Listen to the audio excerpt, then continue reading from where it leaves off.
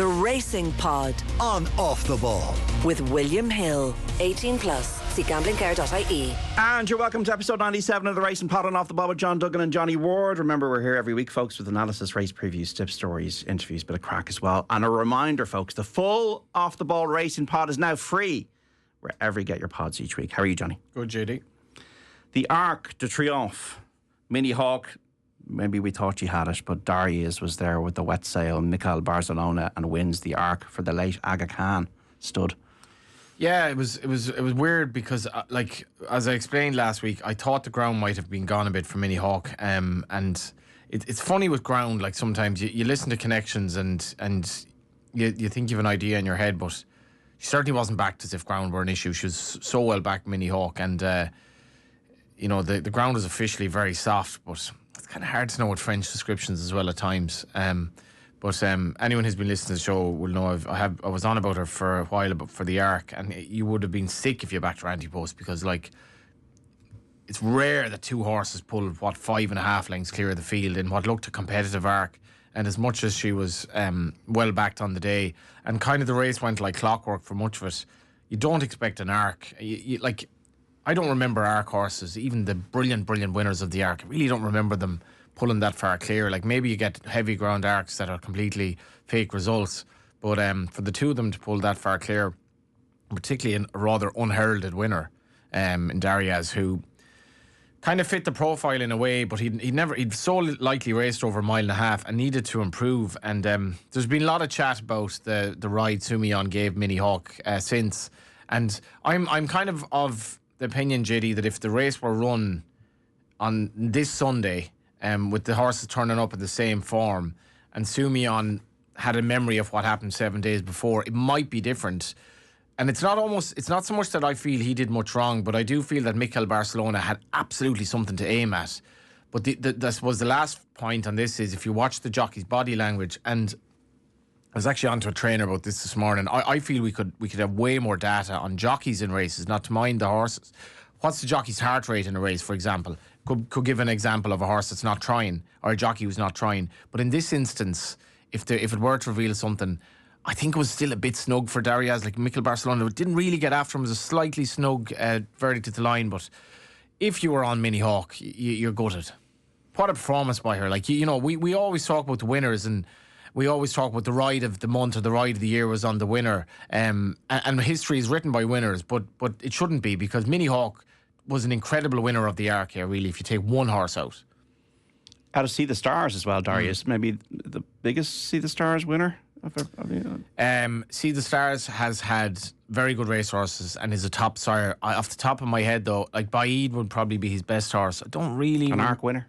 I don't remember him having an Arc winner, though. I don't think he has. See the Stars from a great family, and it's no surprise that he's turned up to be a very good stallion. But I think off the top of my head, I was at actually Longchamp when he won the Arc, but I think that's his first Arc winner. He's a very good sire, but this would be his first Arc. What was the reaction of the crowd when he won? It was amazing. The way it was great. Yeah, it was really great. It was great. There seemed to be a lot of Irish there that year in particular, and the French really appreciate him, because I think he was like odds on, was he? He was very short anyway, and I do remember, like, I can be quite cynical as well, because I backed something else in the race. I can't remember what it was. Maybe like one of Hamdan's horses that was often placed in the race, and I certainly lost money on the race, so I was a little bit sour because that could have been the weekend where we were just backing losers. We did race in, race out, but the French loved him, like, and it was also the John Ox Mick Canaan story. Like, they were both coming to the end of their careers in a way. So, and I think the Longchamp crowds that day, they really appreciated a good racehorse regardless of where he was trained. Daryz will stay in training as a 4-year-old. That's the way it should be as well. Like, what's the point breeding horses if they're only going to run for like 6 or 7 races, or, running a 3-year-old campaign? And that was the remarkable thing about him. Like, he only started racing a few months ago. He's a really unusual profile from a trainer on the up. But as a 4-year-old, it would be lovely to see him back in the race last year, because I don't think it was a vintage Arc, but when you've two unexposed 3-year-olds like pulling that far clear, you have to stand up and say. And Minnie Hauk, in terms of Frankel, like, Aidan O'Brien hasn't had that many Frankel breds, because obviously he's not standing at Coolmore, but he has a superstar here. She's an incredible racehorse.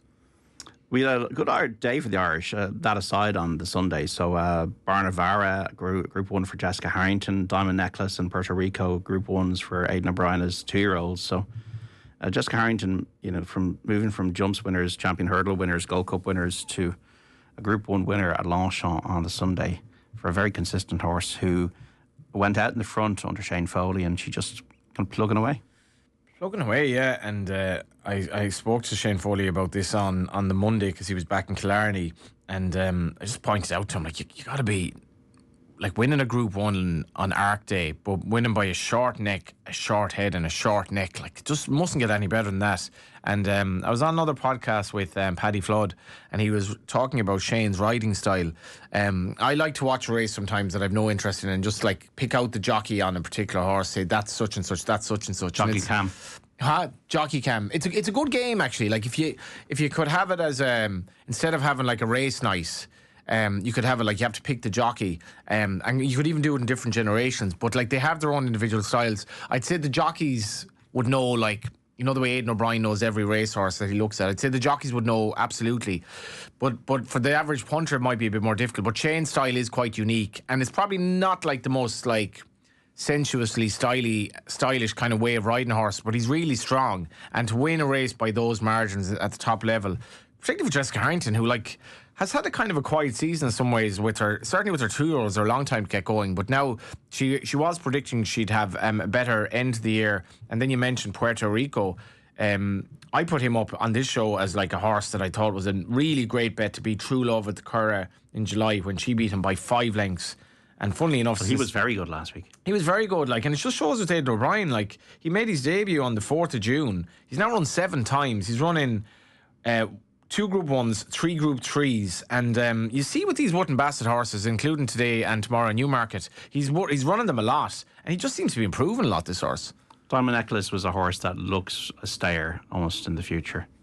I'd agree, yeah. It's, with the way that, with her pedigree and the way that she races, I'd be... What price is she to win the Oaks next year? Let's have a quick look. She was a horse who looked like... Whirl won that this year, obviously. Yeah, and it's Whirl is by Wootton Bassett, Minnie Hauk is by Frankel, but this one is by St. Mark's Basilica. So, a lot of people don't have much interest in the breeding side of it, but St. Mark's Basilica could be a big sire for Coolmore because he's not by Galileo, so that opens options to the mares that he can meet, and he might have a superstar here. She was very, very good. When you're sizing up a race, would you ever just go, no, that horse ain't going to stay that distance because of the sire or the... Yeah, and people would say to me, some of my friends in racing would say I'm too kind of dogmatic on stuff like that it's not. Like, I'd often, particularly over jumps, I'd oppose horses in bumpers or generally over 2 miles if they're by, like, say, a sprinter or stuff like that. Now, that's not always the case, but generally I'm not bad on that stuff, and I feel a lot of punters don't take any notice of that. Like, horses who end up in, say, in bumpers who are flatbred, like, invariably they just don't get the trip, and they end up in bumpers because they're slow or big or late developing. But absolutely, there are some sires that generally wouldn't go near, and St. Mark's Basilica isn't one of them. And William Hill is 7-1 for the Oaks next year. I wouldn't put anyone off that. The William Hill Each Way Extra Challenge Series launched last week, as we know. I have a runner in one of the races on Sunday. Would you believe? I thought you stopped having runners. Well, I did until I didn't. So on Sunday, I have a runner in the William Hill. Let me get it up here. This is the 217 at Cork, is it? This is what we've all been waiting for, JD. Oh my 217, the William Hill Each Way. You don't sound too excited for me. Book away, well, you never Freddie, told me this. Yeah. Well, what are you doing on Sunday? I'm working on the radio. Not anymore. You're coming to Mallow. Book away, Freddie. So look, I thought you were out of this game, and now you're back in. Yeah, I don't know. I wouldn't advise anyone to get involved in racehorses, but and you still are. Yeah. Now, how many? I mean, now you're revealing this live in the pod. Is this the only one you have? Yeah, and yeah. I'm I think, just let me look at this officially. Yeah, it's the only one I have. I'm strictly speaking, it's actually a partnership with the trainer, and that's fine. You don't, the way some people have horse in other people's names. It's nothing like that. Like, it's this is all above board or whatever. So this is the William Hill Each Way Extra Challenge Series handicap hurdle at Cork 217 on Sunday. Yeah, so the series has been going great guns. 2 miles, 2.5 furlongs. Just before we get into Book Away, Freddie, just want to kind of explain, folks, if you're hearing for the first time, you've missed the pod last week. So William Hill incentivising the grassroots of the sport by supporting this new jumps racing series for the smaller yards. The series will encompass 50 races at 28 meetings across 13 Irish tracks this National Hunt season, a prize fund of €135,000. The series will see points allocated per qualifying race to trainers and jockeys from 1st to 7th, with an overall table to decide the prize winners next April. Any trainers eligible to run horses in the races, but the trainer prize fund is limited to trainers with fewer than 50 winners in the last 2 seasons in either code. The winning trainer will receive €50,000, prizes down to 10th place. The top 3 riders and stable staff will receive €10,000, €5,000 and €2,500 respectively. Any rider who rides for a qualifying trainer will have bonus points allocated. There are no points restrictions for stable staff from yards which do not qualify for bonus points under the initiative, which is supported by the Irish Racehorse Trainers Association, the Irish Jockeys Association and the Irish Stable Staff Association. For example, last week we had winning trainers such as Pádraig Roach, Peter Fahey, Ross Sullivan and Alexander Ott. Gordon Elliott also won one of the races. Yeah, it's just something a bit different, and I have been racing since this was brought in, and there's Phelim Cunningham was at Killarney both days from the Irish Racehorse Trainers Association, and I think I'd be keen to point out that this is really it's kind of a cross section of the industry involved in this, where trainers are obviously up for it, but generally I think it's a good initiative from the bookmaker as well, because it gets its name to an awful lot of races, and it encourages goodwill, and it gets like. The National Hunt game, and I really believe this, the National Hunt game is not where it should be in terms of domination by a small number of owners, really. It should be far more, egalitarian, and stuff like this helps. Yes. So, book away Freddie, your runner at Cork on Sunday. He's had what, 1, 2, 3, 4, 5, 6 runs, pulled up last time. His first run was his best run at Naas on heavy ground last year. He was second. Since then, he's had a difficult second album.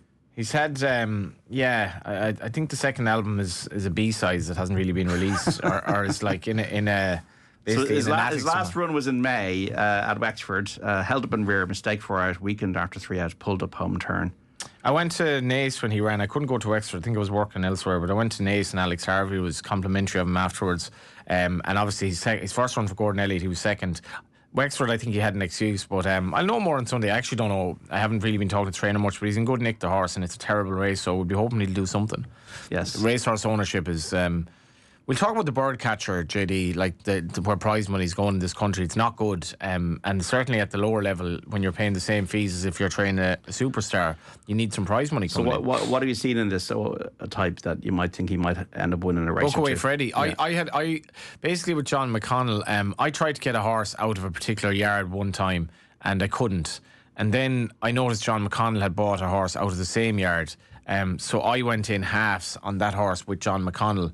And he actually, I was very excited by him, but like this is so typical of racehorse ownership. You just develop little problems, and racehorses, particularly in the jump side, they're so prone to injuries and little niggles and all of this, and it just starts becoming, and you're paying like, say your average training fee is like $1,500 a month or something like that. It can be more, it can be a lot more, it can be a little bit less, but this all adds up. And then when the horses go to the races and when they do there's a lot of add-ons as well. And in fairness, John sourced this horse as a replacement for him, and I said, sure, why not? And racehorse ownership, and a lot of people who own racehorses would know exactly what I'm talking about here.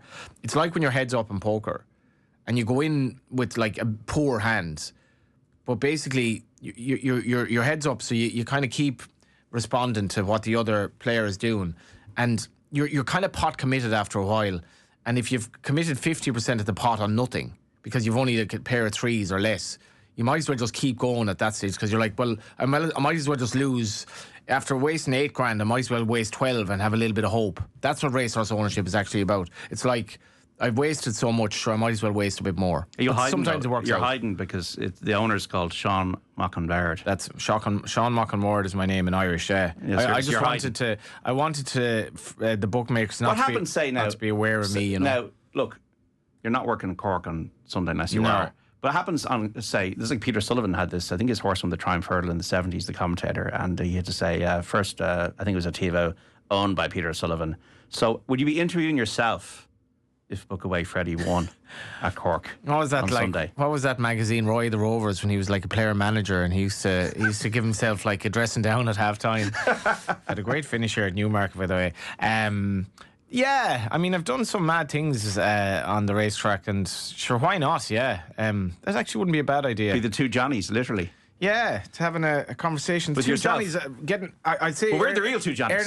We're earning far less money, JD, than the actual two Johnnies. But fair play to them. So you'd have to, that'd be an interesting one. You'd Yeah, have to get John McConnell to actually interview you. He could interview me. Yeah, I think book away Freddie. Has he got any chance, or maybe one for the for? I genuinely actually don't know. I haven't really spoken to the trainer. And like, if you want to go to Mallow and make a day of it, like, I go racing enough, so I want to go down and see. Like, you want to be shown something, but again, he's had little issues as well. Everything I'm involved in is no good, has issues, or both.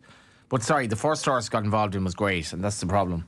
Operation Houdini. Yeah, that's the problem. I only own 10% of him, but it's like Granny in Dostoevsky's The Gambler. That's the character. I think she wins sort of the first. I think it's 36-1. She wins her first, and then I've got to do this all the time now, and then it never happens. I think she gets 0 on roulette. Yeah, I remember my first memory of going racing, and I'm very lucky that all the photos of us as children were taken by our American cousins, because we didn't have a camera, and like, we were real, bacon and cabbage every day, going once a year to Salt Hill for the day, like, lived a farming life, like, didn't really have no frills kind of upbringing, and we didn't have a camera, certainly, like, it's hard to believe. Like, my son had more photos taken of him in the first hour of his life than I did, I'd say, in my first 20 years in life. Do you know, that sort of way? But amazingly, there's a photo of me at the races, my first day at the races, that survives. And I just distinctly remember everything went right. And where was it? Galway. And I remember I lost a docket. Now, obviously, I shouldn't have been betting, but I was betting on the tote and whatever. I was probably like 12 or something. So you should not be doing this, but obviously I was. And I put on one bet, and the horse finished second, and I just left I threw the docket basically beside me, it's where I was sitting, and I was walking away anyway. I'd walked away, and then public announcer goes, there's a steward's inquiry, hold on to all bets. And I was like, oh, what did I do with it? Because you can't, if you lose your tote bets, I mean, that's it, you're done. So I went back like to where I thought I was sitting, and I found the docket. They reversed the results. So I won, even though the horse finished second. That's how unlucky I was to think racing was so easy as it was the first day I went racing. Look at us now. Book away Freddie, run to Cork on Sunday. Yeah. Hopefully Freddie shows something. Now, you'd like to run in the Dewhurst at Newmarket on Saturday. Group Maybe 1, one day. For 2-year-olds. Imagine the two of us on a good racehorse. Wouldn't that be some fun? What would you call it? Oh, my God. The two Johnnies. Or Principal Skinner. After a Simpsons character opens up a lot of scope. Yeah. Wanderley Flagon. Yeah. That's the one I had in my head. I've already designed my colours in my head, but I've yet to get to the racehorse. What are the colours? There is because my dad was Clare, so there's a Clare on the sleeves, would be kind of saffron and blue. The mother is Limerick, so green and white cap, and then the middle probably be blue of the Dublin colours. So that'd be the kind of the thinking. Interesting. Yeah, that could work. I always loved it was a John Mulhern's colours with the question mark.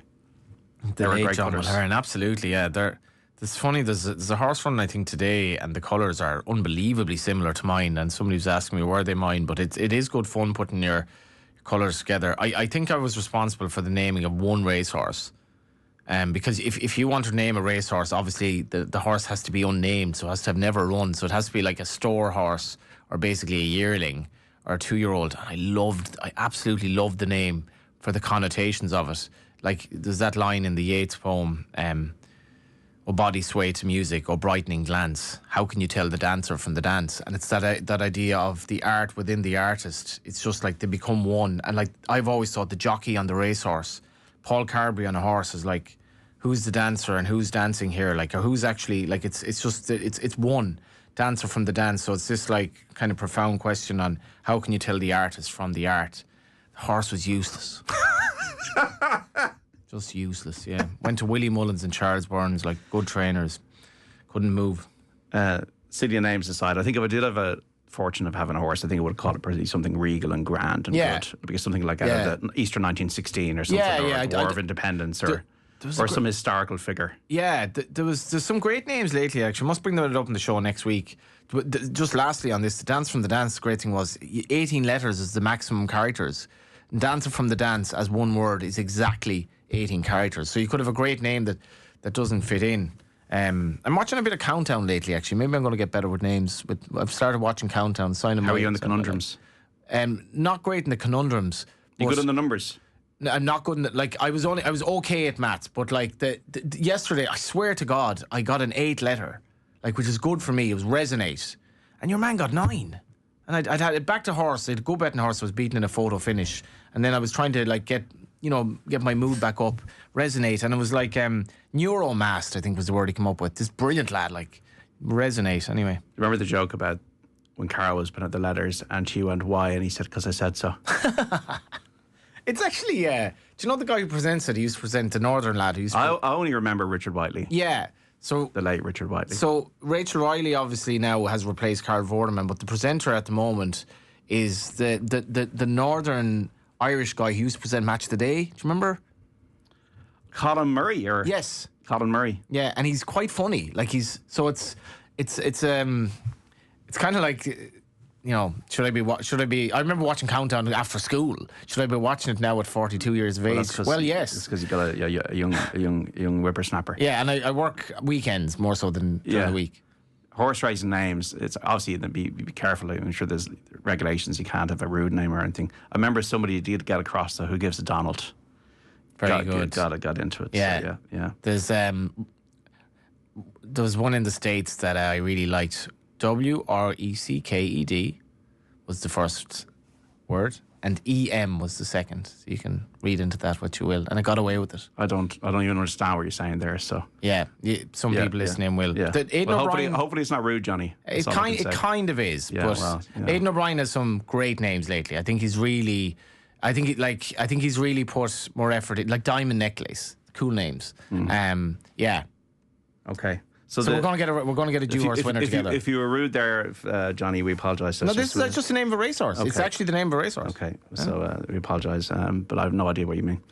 So the Dewhurst at Newmarket on Saturday, 3 o'clock, 7 furlongs, good ground.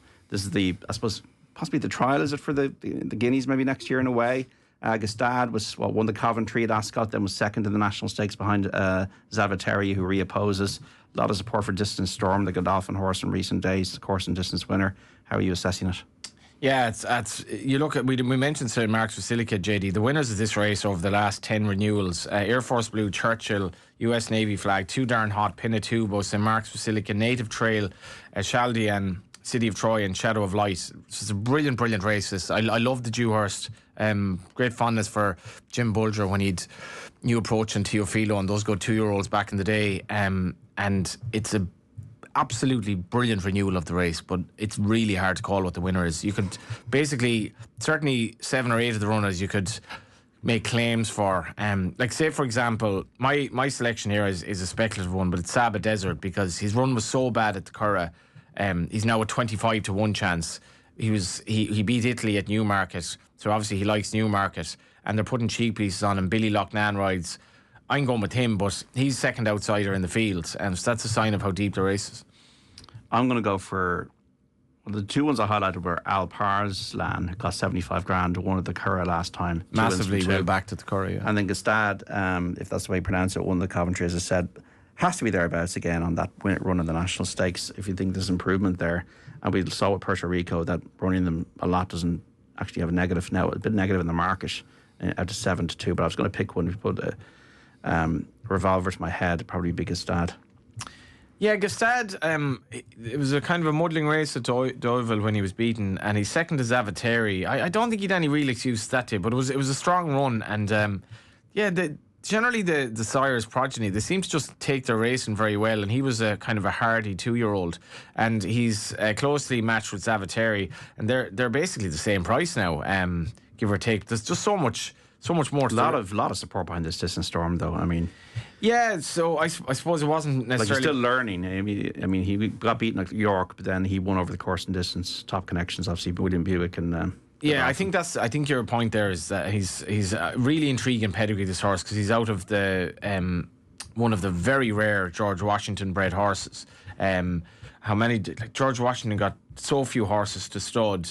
And one of them was Dave with Destiny, and this is Night of Thunder out of Dave with Destiny, and he just looks like exactly what you say. He looks like he's learning how to race, and he was brilliant the last day at Newmarket when he relaxed in the race. Okay, so your pick is I'm going to go for Gestad. You're going for Saba Desert. I'm not going to lie here. I just find this race it's a watching race. Very really. difficult to it's be dogmatic because Oxagon and Puerto Rico are closely matched on their run the last time. Puerto Rico doesn't run here, but Italy does run, and Italy's closely matched. Who's a similar type of horse with Zavateri. Zavateri, has to beat Gestad again. So the three of them run against each other, and on any given day, 2-year-olds can improve to the extent that it's hard to call this race. So I'm going to go with Saba Desert on the basis of that win at Newmarket. What about the Cesarovic then at Newmarket on Saturday? 2 miles, 2 furlongs, 21 runners. Alphonse Legrand did win the race last year after a bit of controversy. Jamie Heffernan riding for Tony Martian. Tomorrow, Reverend Huber is a course and distance winner for Charles Burns. Has actually improved recently, that horse, because last year in the race he was, 8th, but might need better ground than he got last year.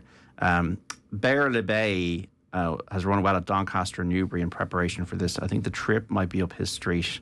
Billy Loughnane riding for Ian Williams. So if you're going to give me an each-way shot in this one, and a bit of money for William Hill, 8-1, Bear Le Bay. Yeah. I don't think the draw necessarily matters too much. I mean, there's money for Don Rising. Oisin Murphy riding for Jimmy McManus is definitely notable. Winter Fog has been a staple diet of hurling races, and definitely money for that too. Don Rising is definitely an interesting runner. I don't know if you read it, some of the interviews with Oisin Murphy last weekend, particularly the Irish Times. Incredible stuff, really. Really strong reading. And I'd have a lot of, as much as we spoke about Oisin earlier, a lot of sympathy for him, the way he came across in those articles.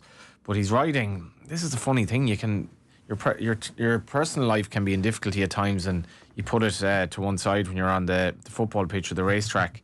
And Oisin Murphy's riding incredibly well at the moment. Like, he's having a brilliant season on the racetrack, and he's an interesting run for booking for Dawn Rising. One of an absolute hatful of Irish runners in this race. Like, a lot of jumps trainers involved. Then you've Dawn Rising as well, from Joseph O'Brien, and Jamie Heffernan riding Alphonse Legrand is an interesting book, and he rode him at the Curragh on his seasonal debut. I don't know was that with the view to this, but he's my selection in the race. He was, as you say, right. He was.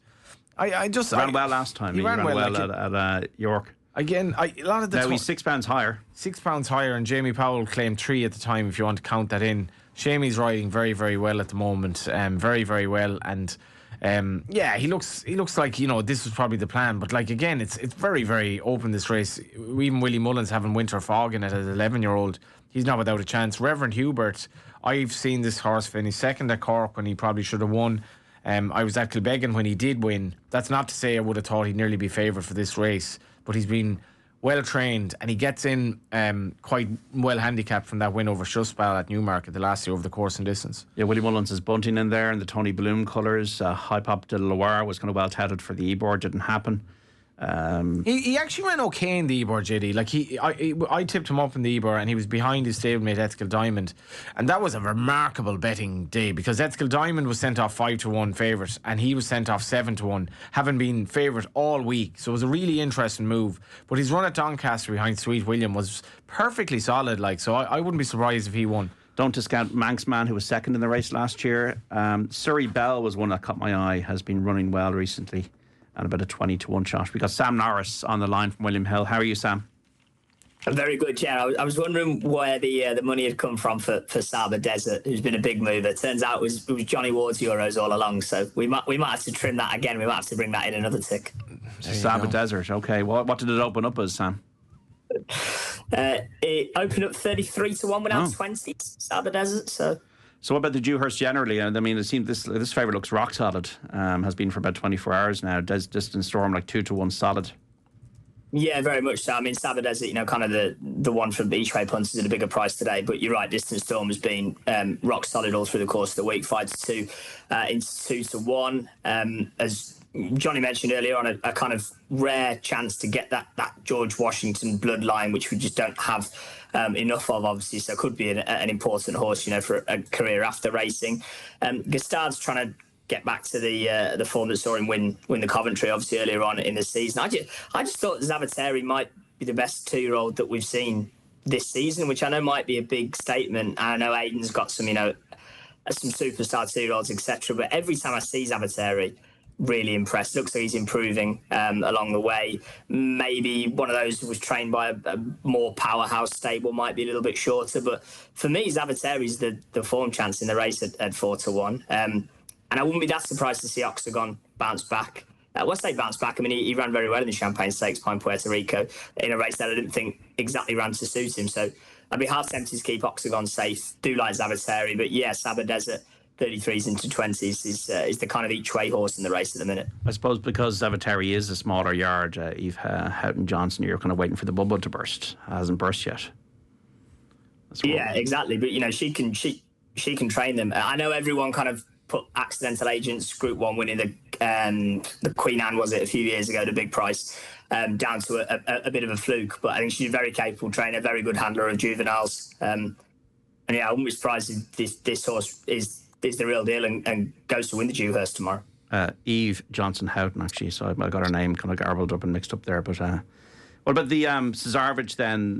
There's a lot of money in different places going in different directions here. So look, who's the best backed horse in the race, Sam? Yeah, you're trying to work out which Irish jumps yard is going to take the turn. Well, it's like, you've JP McManus involved, you've Charles Burns involved, you've some powerful punting kind of allies here. Yeah, exactly, which kind of muddies the waters further. I mean, Charles Burns, obviously, his reputation kind of precedes him. As soon as there's a little nibble for a Charles Burns horse, it tends to snowball. Everybody thinks there's a grand plot every time any of theirs are backed up, and a lot of the time there is. So no surprise to see Reverend Hubert has gone to the front of the betting with us now at 7-1. I mean, he dotted up in a trial for this. He won by 8 lengths and only has a £4 penalty for that as well. So it's quite a good spot, really, running him in that race and then come into this. He's been well backed at 7-1. The biggest loser in the book for us currently is actually one that you mentioned, John, Surrey Bell. At 20-1. Probably won't be our worst result come race time, but yeah, there's been interest in that anti-post, and obviously that is interesting.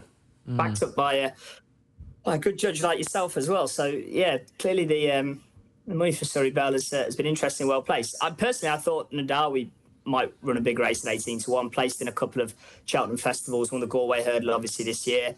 I know got beat on the flat at Chester last time around, but Chester might not have suited. And Spirit Mix is a good horse. I don't think there's any disgrace in losing to that. He's rated 145 or something over hurdles, 89 on the flat. So I thought Ndawi might go quite well at 18-1. But yeah, Surrey Bell, the loser in the book at the moment. Reverend Hubert, the most popular horse, certainly in the last couple of hours or so. You know the way you say loser in the book, does that mean you just stick to your guns and you take an opinion on it, or do you have to hedge?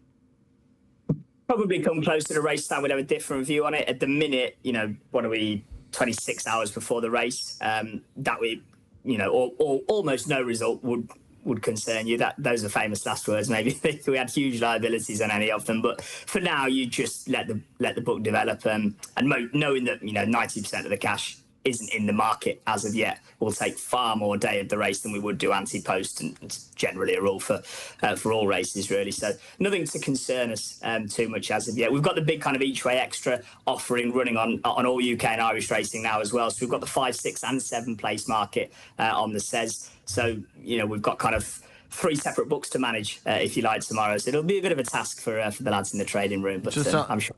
Yeah, sorry, Sammy, just on Ndawi, back in the day when Tom Seagal was like absolutely the bee's knees, and 10 in a row or something, wasn't it? Remember? Yeah, he did, and his column would come out on a Saturday, and I guess this was pretty much pre-internet days, or certainly like you wouldn't know what was coming until you bought the newspaper. And then when the exchanges came in, it was people who wanted to trade would try to guess what he would the price-wise horse. And then, Sam, if you worked in the Racing Post, which was interesting, you could kind of get in. Like, so I remember if you were on a particular race and you had to ring up the trainers, like for a quote on the race, Tom Seagal might say, what did he say on that particular horse? And then I'd be like, oh, Tom Seagal must be tipping up. He must be tipping up Ndawi because he asked what Gordon Elliott. So that just came into my head there. But Ndawi's the type of horse he'd tip, because last year he was 7-1 in the race.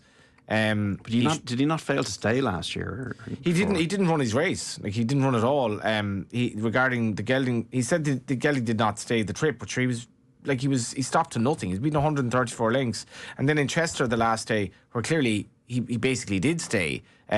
He was touched off, but he's run off 89. He was 92 last year, and he essentially won the Galway Hurdle. So he's one of those with Kieran Fallon booked, and Gordon Elliott had a very good maiden winner at Navan during the week. So the problem with putting up in Dowie though is there are a million dangers in the race, let alone that, as you say, he ran disappointed last year. The Silver Trophy at Chepstow, I mean, the jumps is slowly getting back into gear across the water as well. 320 on Saturday. Like Josh the Boss won this last year, £3 higher now, but has done nothing since. Wind surgery, now back from a break. I mean, you got to think he's nicely weighted. I thought ID Wood was interesting for a good yard. That's like Gavin Sheehan and Jamie Snowden. I thought that was a horse that caught my eye, having won last month over hurdles. So he's obviously fit. Greyval is a course and distance winner who warmed up for this in the flash. King of the Lake is nicely weighted, ran up a sequence in the spring. You got Friendship, a course and distance winner there. Royal Infantry once was 8th in the Cheltenham Bumper. Even the McManus horse, Thanks for the Help, was a good winner at Punchestown. I remember seeing him win there in the spring. So what do you want to be on side of here, Sam? Is there any money? It's probably kind of early at the moment, but horses that are fit or horses that have got a past form? Yeah, a little bit of looking at trainers that tend to excel at this time of the year. And Nigel Twiston-Davies, obviously Willie on the licence now, very much fits that bill. The yards runners are normally always ready to go kind of in the first few months of the season. They often enjoy a really good time of things pre-Christmas. And obviously won the race last year with Josh the Boss. I mean, he ended up torturing me all through last season, Josh the Boss, because this race worked out so well last year. 17 runners in the race last year. 9 of those horses came out and won races subsequently. In fact, across the 9 horses, they won 14 more races for the remainder of the season. So it just worked out amazingly well this race last year, apart from the winner, Josh the Boss, who really disappointed on all of his 3 runs subsequently. But obviously coming back here, you know, the C&D, etc., the fact that Nigel Twiston-Davies does seem to really excel in the early part of the season. I understand why he's up there in the betting. I can't bring myself to be back involved again. It's a tough one, Sam, isn't it? When I've had horses like that where, like, if you sort of follow a horse a bit, you know, fool me once, shame on you. Fool me twice, shame on me. In a sense, he was beaten. Like, say he was beaten 47 lengths by Brighter Days Ahead, so runs nowhere near the form to win the race last year. But then you think, actually, this is a horse on the up. And then you'll see money for him tomorrow, and you're like, oh, should I back him again? Should I back him again? Yeah, it's exactly that, isn't it? Racing's a funny game like that. It's hard to, like, horses will drive you absolutely mad at times. ID Wood is the one I go for each way in this. ID Wood, I like the yard. Yeah, it is, as Sam says, it's that time of year for Nigel Twiston-Davies to strike with horses. But it's I think the best thing you can say about this race is William Hill is paying 5 each way places. I actually feel Nappers Hill could be interesting. Paul Nichols has him back. He's been off the track for 2 years, so it's a big price. Nice. The Premier Nursery handicap, the 6 furlong race at 3:10 on Saturday, 14 runners. I kind of narrowed it down, Johnny, to Morehampton Nakamura, who's got a claimer on a £7 claimer, and Luna Mia. Did you agree when I mentioned those 3 there now? I think what needs to be said here is this race is a staggering indictment of prize money in Irish racing. I looked this up today. 29.5 grand. In 2008, this race was worth 45,500 to the winner. Interesting. Now this is a specific race, but as I was pointing out today on one of our racing groups, compared now to 2008, how much is, say, like coffee, a pint, milk, meat, a taxi, all of the house prices, all of these things, like massive inflation since 2008. So the real 45.5 grand would be like 70 now or something like that. Like way more. And they're racing for 30 grand. Like it's only 14 runners for quite a prestigious historic race. I think it's not a great renewal. Like 91 is the top weight, but 29.5 grand for the Birdcatcher is rubbish. Like the absolute rubbish for a race of this nature. Because even if you win the 29.5 grand, straight away you're giving about a quarter of that back to the trainer and the jockey. So prize money, I spoke to a trainer about this morning. I was a runner of the race. He was very despondent about things in terms of prize money. But in terms of the winner, it's really open, JD. I'm going to go with Parkside Lads. We didn't speak about the Apprentice title race. Robert Huerty on 21. Wayne Hassett on 20. Sorry, Robert Whirty on 22. Wayne Hassett on 21. Wesley Joyce on 21. And two others, Nicola Burns and Sam Cohn, on 18. Wow. It's a brilliant race. And it was pointed out to me that Wesley Joyce would be a great booking for this, but he's got to show some form. He hasn't shown much form at all. So I was strong on this horse at Bellewstown when he won. Wasn't a great race, but his run at Navan prior to that was very, very good. And I just think he might be sort of trained for this race. That sounds waffly, but his last two runs haven't been too bad. I feel this horse, Sam, you haven't this price yet. I think this horse will be about 25, 33 to 1, genuinely. Okay. Yeah. I'm not putting. I'm not trying to be Tom Segal here. What did that trainer say? He's not also trying to put pressure you into a tissue, Sam. It's an open race, Sam. Yeah. Well, I've got to report back your fancy to the training room. That's it. You've got no chance of getting 25. Do you know there's another one as well? Esteban. I had to look this horse's. You're on about pedigrees, JD. Esteban's by Wootton Bassett. The damn Lady Dahlia was a 1.5 mile horse, and they've been running this over 6-7 furlongs. It goes back to 6 furlongs. If you watch this run at the Curragh the last year, because it stays on when it gets outpaced, no chance, and then you're kind of expecting it to slightly trail off, and all of a sudden it kind of sprouts wings in the last furlong, and you're like, no surprise this horse has headgear, but he's a really interesting runner. I don't know where they're going with him trip-wise. Well, yeah, Udish Geared Harry, £7 claimer on Nakamura, has won his last two starts. From Mauritius, I think. Navan and Cork. Yeah. I think I'm going to stick with the Johnny Merciard and him in this one. Yeah, flying at that horse. What about Charlie bet this week? You got €50, Johnny, 25 each way or 50 on the nose. Do you want to keep it simple? Well, not apologies in some ways. Last week my tip was like 25 to 1 into 8 to 1, but ran like it should have been 250 to 1. Parkside Lad for me in 25 each way in the Birdcatcher. Abysmal prize money, but hopefully there'll be a nice few quid for the charity. 25 each way at... we don't have a price yet. Well, we'll get a price. 310 at Nice on Saturday. The Premier Nursey Handicap, the Birdcatcher, and the horse is number 10. Parkside Lad, 25 each way for Johnny. Wesley Joyce riding for Bill Durkin. This is on Saturday at Nice. Sam Naras, thanks so much. Thanks so much, lads. Cheers. Look forward to chatting soon. Thank you. And episode 97 of the Racing Pod, Johnny Ward. Thank you so much. If you see John Duggan and Johnny Ward in Mallow on Sunday, and if it were to happen, you can tell this is, this horse is, or just we've nothing to be doing for the day. But maybe we will own a horse together someday. Give us the name of the horse again that is in your Book Away Freddie on Sunday. Sean Cork. and Ward, yeah. Check it out, folks, and you know what to do. And if it wins, we'll talk to you next week. We'll lots of stories in the pod. If it loses, we'll talk to you next week. Bye. Chat then. The Racing Pod on Off the Ball with William Hill. 18 plus. See gamblingcare.ie.